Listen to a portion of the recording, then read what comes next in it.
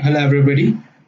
So in this video we're going to talk about the preparation one examination in your nurturing process, which is about waterfall or traditional project.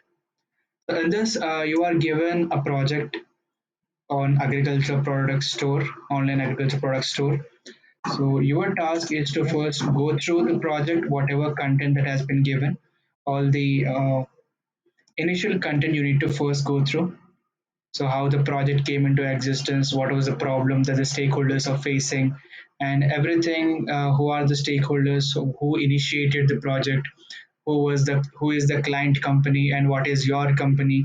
So all the basic initial informations are given in the first page.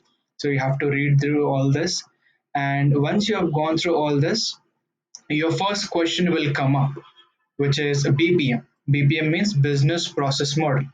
Now, identify business process model for online agriculture product store. Now, what do you mean by identifying a business process model? And you can see examples, or it is given here: goals, inputs, resources, outputs, activities, and value created to the customer. Now, if I were to take an example to elaborate a business process model, just think of a small sugarcane juice store. Now, what would be the business process model of a small sugarcane juice store? Now, initially, whoever the owner of the business of that sugarcane stall is, everybody would have a goal. Like, let's say that the goal of that sugarcane stall owner is to earn profits at the end of the day. If that is the goal, in order to achieve those goals, so what are the inputs does he need? What are the resources does he need? What are the outputs does he uh, what are the output does he desire, and what are the activities or step-by-step actions that they need to do? Now, if you talk about the sugarcane juice stall, if the goal is to earn profits, and in order to earn those profits, what will be the inputs? The sugarcane will be the input. And what will be the resources? The sugarcane machine, the electricity, and the glasses. Everything will be the resources. And what is the output? Freshly made sugarcane juice is the output. And you also need to list down what are the step-by-step activities. First, you'll have to take the sugarcane, you have to run the machine, you have to put the sugarcane machine in between the machine to take out that juice, and later on you have to pour that juice into a bowl or a glass so that your customer can drink it. And what is the value that you're creating to your customers?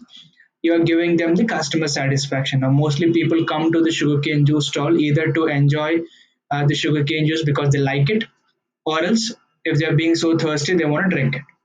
Now, in this way, for this project, whatever that you're working on in this one, an online agricultural product store, and what is the goal of making this online agriculture product store, and what will be the inputs in order to achieve that goal? What are the resources, outputs, step by step activities that are needed, and what will be the value that the end customer is receiving? That you need to write down. And again, you have SWOT analysis, SWOT. Mr. Karthik is doing SWOT analysis before he accepts this project.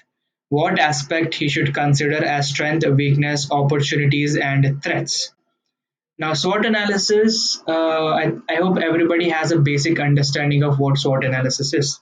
In order to understand the strengths, weaknesses, opportunities, and threats of your company, or sometimes of by yourself individually, we'll do the SWOT analysis.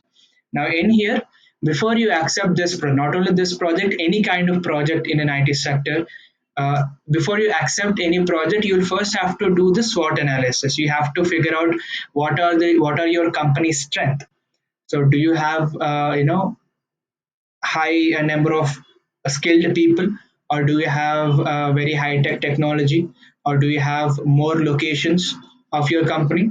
So these could all be the strengths. Now, what are the strengths? What are the strengths of your company that you need to write it down, and what could be the weaknesses? You may have a small HR team, for example, which might hinder your building up of your project team. So, like this, what could be the weaknesses of your own company which are stopping you from taking this project? And what are the opportunities? What are the different opportunities are there for you to get this project up? And what could be the threats? Do you have any kind of competition? And do you have any kind of rivalry going on with other companies in order to get this project?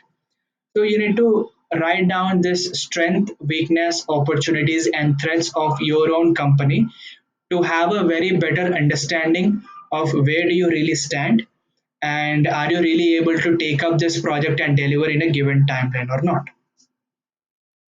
And next up, we have feasibility study. Mr. Karthik is trying to do a feasibility study on doing this project in technology Java. Please help him with points, hardware, software, trained resources, budget, time frame to consider in feasibility study. Now, feasibility study is not a single thing. We have different feasibility studies. We have technical, we have operational, we have risk, and we have different financial. We have different feasibility studies. And now here we are trying to do the technical feasibility study, wherein in this particular section you need to figure out what are the hardware things that are needed.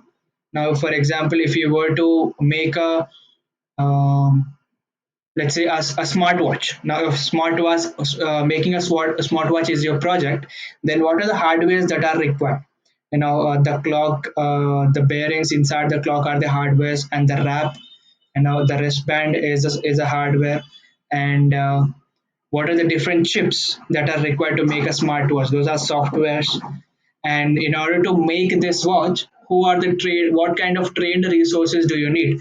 You need an engineer, you need an electrician, or you would need a electronics person who is very much capable of handling microprocessors or ICs. So all these things are there. Who could be the trained resources which fit well in delivering or making this project, and how much time frame do you need to deliver this smartwatch?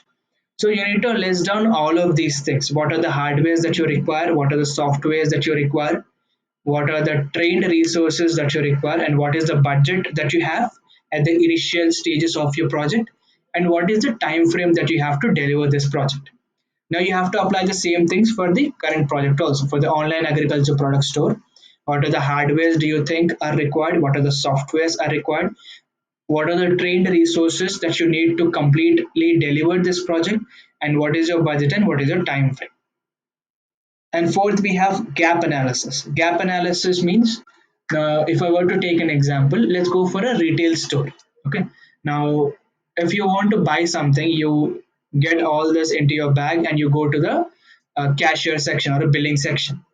There in the billing section, if the cashier is doing all the billing in just a hand or a regular calculator, if that is the case, then you would have to wait a long time in order to complete your billing, right? Now, that retail store owner has approached some XYZ IT company and given a project of a billing system, wherein this XYZ IT company has to make this billing system, complete it, and give it back to the retail store so that instead of a regular calculator, they can make billing faster. If that is the project, then you for this the gap analysis, how do we have to do it? So, what is the current state currently before the project is being delivered? What is the current processes that they are really following? So, the client is following the regular billing using a normal calculator. That is the current process, or you call it as is process, and that is the current process. And what is the future process? Future in the sense to be process, in which once we deliver the billing system, what kind of positive impacts does it going to be on the client side? Billings will be faster, no need of waiting for the customers. All these things will be there. And what you would do in between this gap, now you know the current state wherein they are using just a normal billing, normal calculator, and you know the future state wherein after getting the billing system they will get a bit faster on doing the billings. And in between this, from the current and the future state, how much time do you need in order to reach from the current to the future state? And in between this, what are the things that you will be doing in this gap? You will be writing down. And for the same, here on the online agriculture product store, what is the client's current process and what will be their future process once you deliver the online agriculture product store? And in between the gap of current and future states, what you will be doing in this gap? What are the things that are needed for you to reach the future state? That you need to write down. And question 5, risk analysis. Now, risk analysis, in this you can see list down different risk factors that may be involved, BA risk and process or project risk. What are the specific BA risks or business analysis risk are there while you're trying to do this project? Now, you can, sometimes improper requirement gathering could be a BA risk.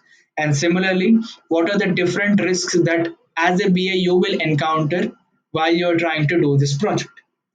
And what are all the process or project risk? Now, for example, let's say if you go for the same smartwatch example, now you're everybody, the development team or the electronics team, whoever have done made that, now facing an issue of not the time is not being shown.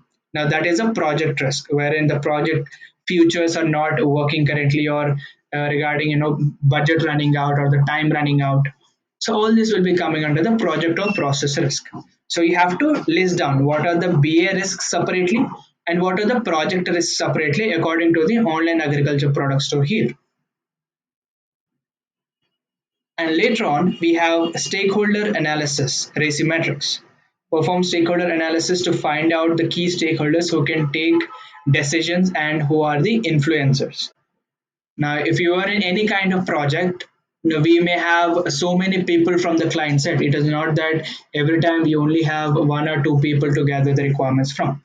Now, we have to figure out who are the key stakeholders, who are the people that are really involved in this project, and how do we really pick them out of all the different stakeholders. So for that, we'll be doing this stakeholder analysis.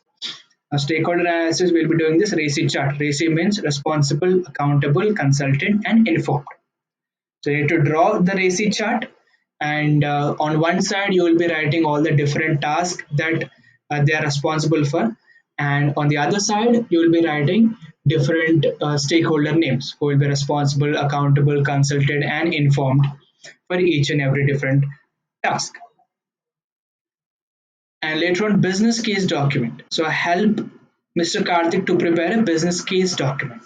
Now, business case document, it is the initial document wherein you will have to help Mr. Karthik on preparing, in which you'll have few questions like what is the reason that this project came into existence? What is this project for? And how much time do you think it would take to take out the return on investment? And what are the different problems that has occurred? And with this solution, with whatever product that we are making currently, how many problems can be solved? Now, there are so many different questions in the business case documents wherein you will be helping or you'll be preparing that business case document here. Now, if you refer your workbook, you would obviously have a very good points or 5 or 6 points on what will be really there in business case documents. So do go through it.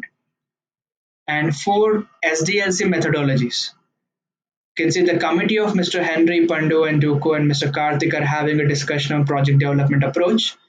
Mr. Karthik explained to Mr. Henry about SDLC and four methodologies like sequential, iterative, evolutionary, and agile.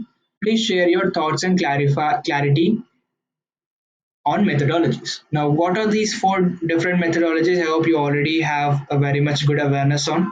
Sequential, iterative, evolutionary, and agile are four different methodologies, and you need to write a brief explanation of what is sequential methodology, what is iterative, what is evolutionary, and what is agile. That is the eighth question. And when you go for ninth one, instead of methodologies, you write about the models here. What is a waterfall model? What do we really do in it? What is RUP and what is spiral and what is Scrum? So you need to elaborate about the models. When the APT IT Solutions company got the project to make this online agriculture product store, there is a difference of opinion between a couple of SMEs and the project team regarding methodology, which methodology would be more suitable for this project. SMEs are stressing on using the V model and the project team is leaning more onto the side of waterfall model. As a business analyst, which methodology do you think would be better for this project? Now you have to choose. We have waterfall model and V model. Both I think you are aware of. And here on the 10th question, You need to first write down the differences between what is a waterfall model and what is a V model. What are the differences? You need to write it down. And after writing down, you need to justify whatever your choice is. Now, which model are you going to go for? Are you going to use the waterfall model or are you going to use the V model in order to complete this project? Whatever your choice is, you have to write it down. As a BA, state your reason for choosing one model for this project.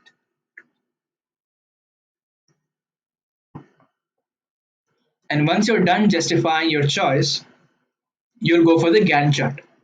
The committee of Mr. Henry, Mr. Pandu, and Mr. Duku discussed with Mr. Karthik and finalized on the V model approach. V model, here we have a small elaboration about the V model. RG means requirement gathering, RA means requirement analysis, design, D1 is development 1, T1 is testing 1, development 2, testing 2, and development 4, testing 4, and at last we have UAT. So I hope everybody is aware about V model wherein development and testing happen simultaneously. And Mr. Vandanam is mapped as a project manager to this project. He studies this project and prepares a Gantt chart with V model as development process. And the resources are PM, BA, Java developers, testers, database admin, and network admin. So these are all the people that are involved in making this online agriculture products too. Now for this question, for the 12th one, you need to prepare a Gantt chart for this entire project. Now, if you read the first page, wherein you will have all the information, it is stated that it is a 18 months project.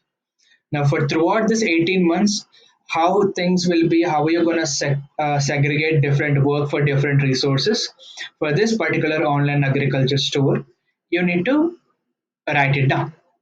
Now, let me show you a Gantt chart example so that you will be very much understanding how to really prepare a Gantt chart.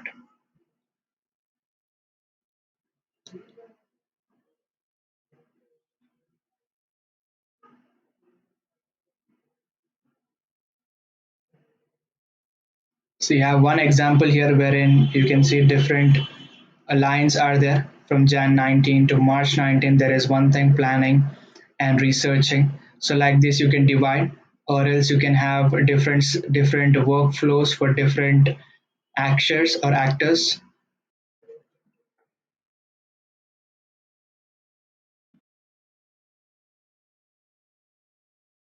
You can see this one, and in which we have January to December. It is a 1 year Gantt chart, and you can see different processes. What are the different tasks that will be involved? And you can see each color represents each different workflow. Now, for example, the blue color might represent a business analyst, wherein at the initial stages of a project, we need to gather requirements, do the UMLs, and so on. And after that, another set of people might get into it. And we may have designers and developers, and at the end, testers we may have. So like this, this is a 12-month one, and you need to prepare a 18 months Gantt chart, and you need to figure out, or you need to mention which set of project team members will be working on from which timeline to which timeline, and what is the process that you'll be working on. And once you're done with the Gantt chart, there is fixed bid versus billing.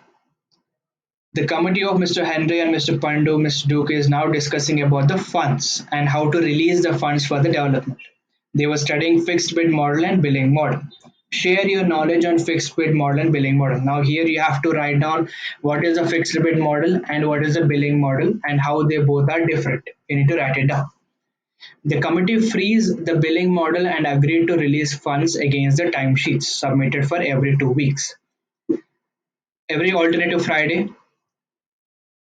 Mr. Karthik will forward the development team timesheets, and in 3 working days, the committee will verify and release funds. The committee proposed to have a quarterly audit on the project progress. So here for the 13th question, you need to write down the fixed bid and billing project details, or fixed bid model and billing model details.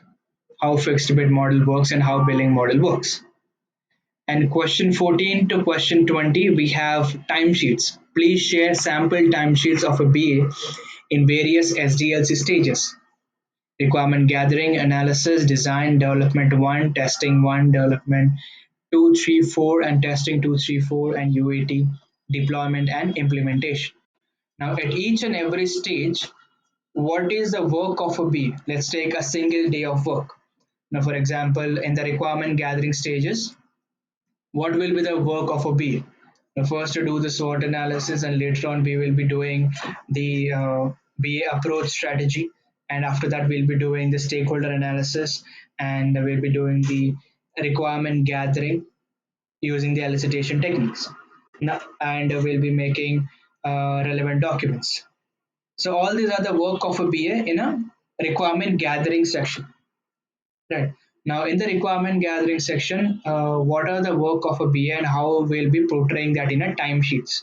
Now, if you were to look at a timesheet example, you can just directly do it on a Excel sheet. That is very much easy. And now here you can see. So day, so whatever day that you're working on, if it is day one, and what is your login time starting, and what is your logout time, and what will be your work. So like this you can use, and you can use various symbols. So regular overtime, and for example, you can have any other task. You can have tasks and how much time that you worked on particular tasks, which you can write it down, and you can have various different models. So for requirement gathering section of let's take one day of timesheet. Now let's say Monday. Today is 23rd, the day that I'm recording this.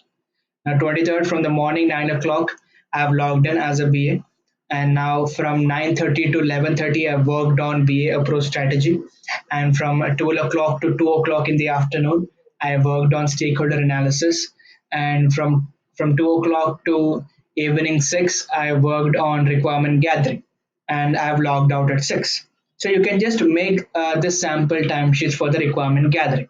Similarly, what is a workload or what is a work that a BA will be doing in requirement analysis, design, development, testing, UAT, deployment and implementation? For each and every stage, what will be the BA's work? And you can write a sample or draw a sample timesheets for one day of work of each and every stage. Okay, so that will be your answer for these questions. So we have 14, 15, 16, 17, 18, 19, 20. 7 timesheets are there. And after that, audits. 5 quarterly audits are planned, quarter one, 2, 3, 4, 5 for this project. And what is your knowledge on how these audits will happen for a BA? Now, first we need to understand what audits are. So we may have internal audits and we may have external audits. Now here the audits are being planned. Now this is the internal audit. Now what is an internal audit? What kind of things that will be happening through in an internal audit?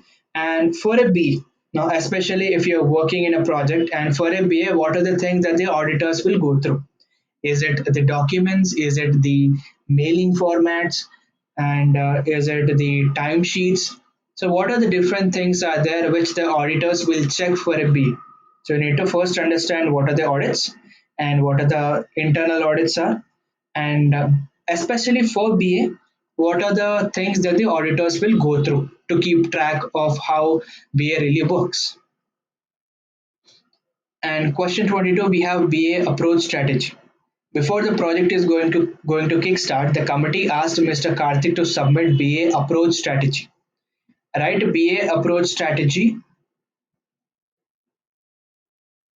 So we need to write a BA approach strategy. BA approach strategy in the sense, now for any kind of project that you get into, for the same online agriculture product store that we have here. Now what are the steps that you would need to follow to complete a project? Now, what kind of elicitation techniques that you would apply? So, how to do the stakeholder analysis? Now, from the starting to an end, before you get into the project, also, you'll just try to have a roadmap of initially what is the first thing that you need to do. You need to figure out who the stakeholders are. So, for that, you will do the stakeholder analysis. First point, stakeholder analysis. And how are you going to do that? You're going to use the RACI chart. You're going to find out the key stakeholders from it by using the stakeholder analysis. And the second part is selecting the elicitation techniques. Now, how are you going to select the elicitation techniques? By looking at the number of stakeholders that you have gathered or you have finalized during the stakeholder analysis. Depending on that, you will choose different kinds of elicitation techniques which are useful for you to gather more appropriate requirements. Now, after that, after gathering those requirements, how are you going to document it? You're going to sort the requirements out, and you're going to prioritize, or you're going to document that. So each and every step by step process that you would be doing in a project, so you have to write down before only. It is just like a roadmap of how you're going to reach the project end. Now this will be done at the starting of the project before we start anything. So you need to write down your BA approach strategy for this online agriculture product store. Now, in this box, you have your team details: project manager, Java developers, network and DB admins, testers, and B. Technical team have assembled to discuss on the project approach and have finalized to follow a three-tier architecture for this project. Now, question number 23. Explain and illustrate a three-tier architecture. Now, what is a three-tier architecture? So, for any mobile application, for any kind of application to be made, the developers will be dividing that into different kinds of architectures. There are two tier, there are three tier, there are n tier. The different types of architectures are there, and this is one of it, wherein the developers will be dividing them into three tier architectures, or three different planes, and the developers would work on it by each and every tier. And you need to explain what is the three tier architecture is about, and how it really works. And what is the BA approach strategy for framing questions? The framing questions in the sense, now let's say that a client is there who has given you a project of making a website. Now, for that reason, you have went to the client. You're sitting in front of the client, and now you have to ask questions to the client in order to gather the requirements. How are you gonna frame those questions? So will you just directly sit in front of the client and say that give me the requirements? The client wouldn't give it to you because the client doesn't know how to give requirements. We as a business analyst are trained to gather requirements, but the clients are not trained to give us the requirements. So we have to gather, or we have to dig out all this important information or requirements from the client by framing questions in a very correct manner.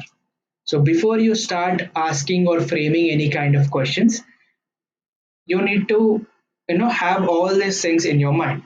5W1H is a questioning tool wherein you can use to write down or frame different questions. And a SMART analysis, SMART is that, which is a validation tool, wherein whatever question that you're going to ask is coming under these things or not. Is it specific? Is it measurable? Is it attainable? Is it realistic? And is it time bound? And does it come under the RACI? Is there anyone who's responsible for it? Does it fit any kind of architectures? Is it in the application layer? Will it be in the business logic? So you have to think in a use case spec perspective. Now, if you remember use case specs, we have a basic flow, which is a positive flow, and you have alternative flow, which is a negative flow. For every point in the basic flow, we may have a alternate flow. So whatever question that you ask and whatever the answer that the client has given you, for that you need to think in both ways. What could happen if it goes in a positive way? What could happen if it goes in a negative way? And pages. So you have to keep in mind all these different things, and you need to explain what this 5W1H is, what this SMART is, what is RACI, what is three tier. How are we going to use all this in order to come up with framing solid questions that you need to write it down. And elicitation techniques. What are all the elicitation techniques that you are aware of? You need to write down. So here a short form of those elicitation techniques are given. So first three I'll just reveal for you: brainstorming, document analysis, reverse engineering, and the other you have to fill it down and explain it. And this project elicitation techniques. So these are all general elicitation techniques which you are going to write on 25th question. And here you are given four different options: prototyping, use case specs, document analysis, and brainstorming. Out of these four, which one do you think is more suitable elicitation technique for the online agriculture product store? And you need to elaborate on why you're going to use that one specifically. Okay. And again, after reading through this entire content, you'll have to identify the business and stakeholder requirements. Now, how you're going to identify the business and stakeholder requirements? So here, two are already given as an example. Farmers should be able to search for available products in the fertilizers, seeds, and pesticides. And the second requirement is manufacturers should be able to upload and display their products in the application. Now, whoever are the users of this online agriculture product store are, what kind of features or what kind of options do they really need? What kind of actions will they do in the application? So you're going to have to write it down. Here we have searching for available products for the farmers, and manufacturers should be able to upload and display their products. And there could be payment also, wherein farmers could do the payment. Now, if you think of a regular e-commerce website, what will a user can do? The user can log in, user can search, user can add to cart, user can do the payment in different modes. We may have different payment modes, and user can track the delivery. So like this, what are the different things that the users can really have the future of, or user can do in this online agriculture product store? That you need to write down. You need to write down 10 business requirements, and you need to write down what are the assumptions that you made. Now, for you to come up with those 10 or 10 plus different requirements, what are the assumptions that you made in order to come up with those 10 different requirements? You need to write them down, list your assumptions, and prioritize this project's requirement priority. Now, in this format, you need to list them down: requirement name, requirement ID, and the description, and its priority from 1 to 10. Whatever requirements that you have written, the 10 different requirements which you have written, how important it is for the online agriculture product store, that you need to rate using this 1 to 10 rating format. Now, 10 is the highest priority, that is the most important or prioritized requirement, and 1 is the lowest. Now, in this scale, you can give a rating for each and every requirement which you have written. Okay. And once you're done with finding out the business and stakeholder requirements, you're going to have to draw the use case diagram in MS Visio. So you'll be drawing the use case diagram, and you'll have to write down the use case specs, and along with that, the activity diagram. Okay. And after you complete the activity diagram, you will be moving on to writing the functional and non-functional requirements. So functional requirements, what is a functional requirement? Now, for example, if farmer wants to search for something, or let's say user wants to download. Now, if you're looking at the screen right now I have a download option, right? So where my cursor is looking at now, for a user having a download option, as a user I want to have a download option so that I can download any kind of files. Now, that is a stakeholder requirement. Like I as a stakeholder or a user of this application would want to have a download option to download anything, and I'm having it. That is a stakeholder requirement. Now, how do you define a functional requirement? In the sense, if you use this download button, how is it reacting? Now, if I click on this download button, what's happening? A file is being downloaded, right? Now I clicked on save and a file is downloaded. Now this is functional requirement. How, if you use a particular requirement, how is it reacting? What is its functions? That you're going to determine using the functional requirement. So you're going to need to write down 20 different functional requirements. Those are minimum. You can write more than 20 also. So in this format, you can write it down. So you have a couple of examples also: FR 0001, FR 0002, farmers registration, and farmers search. And say in a similar way, what are the different functional requirements that you can come up with for this online agriculture products too? And at the end, you can also write down about non-functional or technical requirements also.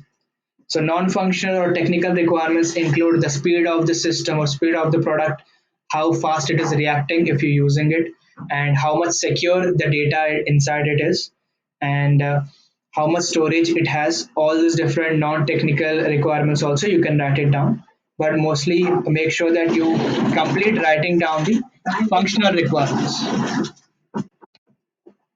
And once you're done with the functional and non-functional requirements, you will be moving on to page designs, making wireframes and prototypes. So you have to use your Balsamic and Azure softwares in order to come up with wireframing and prototyping for this online agriculture products too, based on whatever use case and activity diagram that you prepare. And question number 35, tools with your Balsamic Azure. make a note of all the tools which you have used and write a explanation on it. So what are the tools that you have used and why you have used it. And later on, RTM, we have requirements traceability matrix. A business analyst's key responsibilities are to keep track of the requirements and make sure that no requirement is missed. Mr. Henry and Peter have approached you regarding the current status of this project. How will you tackle the situation? Now, RTMs are very crucial for any project. So you will be, initially for any, let's say that there is a project in which you have to make a website. And for that, initially you have gathered 50 requirements, and after sorting out, it has become 30. After sorting, prioritizing everything, those 50 requirements became 30. And now you're gonna write all this 30 requirements, the functional and non-functional, everything. And here you can see requirement ID, name and its description, and different stages of the project. Now here in this we are doing V model. So in the V model we have different stages: design, development 1, 2, 3, 4, and testing 1, 2, 3, 4, and then we have UAT.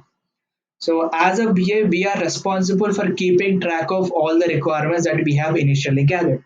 Now, for as we have assumed, all those 30 requirements will be there, and we have to make sure that each and every requirement is passing through each and every stage. Now, let's say this one might have completed the designing stage, and it might be around the testing one, or this farmer search for products is already at the testing 4, and this one is only at the development 1. So like this, for all the different requirements, which stage it is, you need to keep track of it and draw a RTM. And later on, you have to again do the test case documents. Now, what is a test case document? I think I'll just show you. You might have already seen this while you are in the class. Yeah. So this is an example of a test case document wherein you will have a test case ID and test case name, project ID, project name, project manager's ID, project manager's name, test strategy, test plan, and test schedule ID, and tester ID, tester name, and date of the test. So these are the initial informations. And scenario, what is it that you are really testing in this test case document? Now here a flight reservation systems example is taken place. Now if you remember this example which came from the workshop, online flight reservation system wherein we have main features as search a flight, book a ticket, and cancel a ticket. Now out of those, here in this test case document, search a flight is being tested. For this search a flight, we have 8 different inputs in which 6 are mandatory or compulsory and 2 are optional. And then if you press on the search button, results should be displayed in a tabular way. Now here we have the input data wherein we have 8 inputs, and all these 8 inputs are given here. Now all these are sample data, these are not real data. So in order to make the test more efficient, we have 5 different sets. So we're going to run this test 5 different times, and we're going to have a certain expected behavior. Now if we were to enter all these 8 different uh, entries and we click on it, what we are expecting, that it should give 10 flight details. That is what we're really expecting. And once you really do the test, and whatever the result is, that you will be writing in the actual behavior. So in the expected one, we have stated that 10 flight details should be shown, but in the actual behavior, we are getting only 6 or 7. Now that is for set 1. What about set 2, 3, 4, and 5? So for all these different sets, we're going to write down expected behaviors, and we're going to run through it, and we're going to write down the actual behavior. And again, in the comment sections also, the testers will write what are the comments that are needed. If the test is good, if the test is not good, any implications are there or not. And at the end, they'll give a pass or fail rating for each and every set. Like this, this is an example test case document for flight reservation system. In a similar way, you're going to have to make 10 different test case documents for the online agriculture product store. What are the 10 different features are there, and how are you going to test each and every different feature? And later on we have a DB design, database design. So database design, it can be, there are two different ways wherein you do the database design. One is called top to bottom approach, and the second one is bottom up approach. Now, top to bottom approach in the sense when a project is accepted, right? So when a project is accepted, you're going to first go to the client. Now if you talk about a hospital management system, if you have got a project wherein you want to wherein you have to make a hospital management system for XYZ hospital, then what you'll do is in the top to bottom approach, you're going to first go to the client. You're going to understand how their process really work. Now you're going to go to the receptionist. You're going to understand how a receptionist is registering a patient. Now, till now, they do not have any hospital management system. They are doing everything on a paper only, right? So they're gonna write down the patient name and patient's gender and patient's phone number, and they're gonna write down what is the amount that needed to be consultation that is needed for the customer to pay for the consultation. Now, these are all the inputs. Now, what are all the different inputs are there? Now, this data has to be stored somewhere. Now, whatever the patient details that the receptionist noted down just now has to be stored somewhere in a paper format. Now, our task is to give them a hospital management system wherein papers are not required. Everything will be stored in the databases. Now, what are all the different things that they would take note of or they would store in? We'll have to make them in a different database. We have to store them in a database. We have to find out what is the different data that we'll be storing in inside the database and what is the data that will be coming out from the database and how you're going to make this DB design. Now there is a separate video which explains the entire concept of DB designing and how to really do it in COPD YouTube channel. Do check it out for a better understanding. And data flow diagram. Question number 39. So data flow diagram is, it is a very understandable diagram. When you open MS Visual, you can do that. In that, you can find the data flow diagram, wherein you're gonna just have to write down how data comes in and how data goes out. Now, if you look at this, you need to write down what is the data flow diagram and draw a data flow diagram to represent the inflow and outflow of a data when farmer is placing an order. Now, in general, if you are trying to place an order in Amazon, what are the things that you will do? You'll first try to search for product, and after that, the Amazon website will give you the product. Now, here input and output is happening, and later on, you're gonna click the buy, no, buy now button, and the Amazon website will show you the buying page, and wherein you'll enter your payment details, and Amazon is telling you to confirm the payment details, and you're going to have to log in. You will be entering some details to log in, and the Amazon website will take in those login details to verify whether you are the correct user or not. And after the login is successfully done, you'll do the payment, and payment is being accepted, and you'll get an invoice regarding your payment completion. Now here, whatever you are inputting, whatever data that is given, that is going into the or that is the inflow data for the Amazon, and whatever data that you're getting from Amazon is the outflow to you. Now, in the same way, what could be the inflow and outflow of the data when a farmer is placing an order for the product? That you need to show it down, and you can easily draw this data flow diagram in MS Visual. And question number 40, we have change request. Due to the change in the government taxation structure, we should change the tax structure.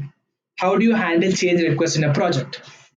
Now here a sample change is given wherein because of the government taxation structure change, we have to change our own taxation. Showing or whatever we are showing as this much is the amount that we want to quote in order to complete this project. So now we have to make the changes according to the government taxation structure. Now, is that a change or is that a how are you going to do that and how are you going to handle those changes? Now, what is a change request in general? And you have to explain how would you handle a change request in this situation.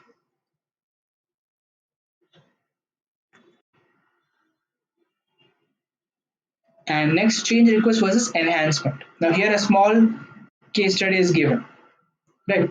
So, as the project is in progress, Ben and Kevin have contacted you The reason is to inform you that they want the farmers to sell their crop yields through the application. That is, farmers should be able to add their crop yields or products and display to general public and should be able to sell them. They also want to introduce auction system for their crop yields. As a BA, what will be your response? Is this a change or is it an enhancement? Now, you need to first understand what is the difference between a change request or an enhancement. Now, enhancement in the sense, whatever requirements that we have initially gathered at the starting of a project, and those will be the initial requirements. Now, after let's say after 5 or 6 months of project, the client gives us a couple of change requests. Now, those change requests are not new ones. Those are all the changes that are regarding to the older one. Now, for example, login is one requirement which we have gathered at the starting. Okay. So in the login, the stakeholder or the client has said that you would need a username, password, and email ID. Three fields are needed for you to log in. Now that is the initial uh, application feature. And after 6 months of time, the client has given a change request saying that in the login, I do not want email ID, remove that, and I want only username and password. Now that is an enhancement.